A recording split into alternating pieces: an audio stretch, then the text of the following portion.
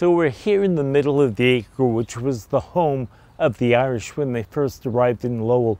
Of course, when they did arrive, this was the other side of the tracks per se. Hugh Comiskey was a laborer in Charlestown, Boston, and he met Kirk Boot, who wanted the canals in Lowell to be widened and deepened. He brought up 30 laborers on April 6, 1822, and they were here to do that job.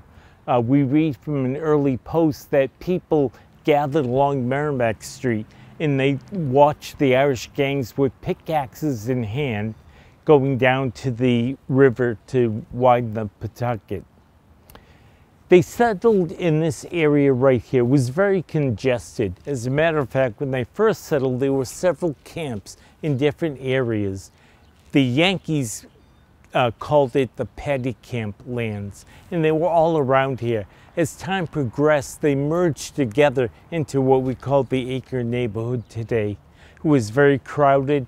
We read from the Yankees who wrote about it that pigs ran through the streets at night, and there was some trouble. Again, the Irish were separated from their Yankee counterparts.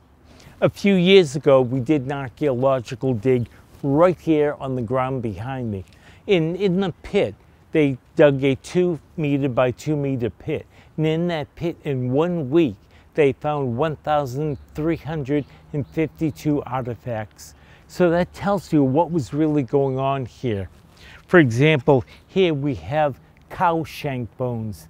These aren't just leg bones, they're the shank bone. The shank is the cheapest meat on the cow.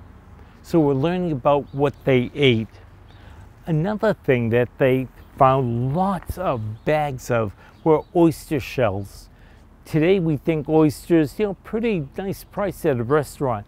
But in the early 1800s, oyster was actually the food of the poor. There was an oyster bar actually right down the street, not the oyster bar that we think of today. And that people would buy kegs of oysters and store them in pits in their house to keep them cool over the winter. In the Mill Girl boarding house, you saw lots of transferware. Well, in the dig, we found one piece of transferware in what would have been the priest's house. The rest of it we found was all redware. This pottery that they found, that they would be eating off of. Another thing that we found was lots and lots of pipe stems in clay pipes. This is a reproduction here, but the pipe stem would be very long. You'd smoke it, break it off, pass it to a friend.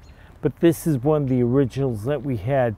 So from the dig, we actually find out that their diet was very poor.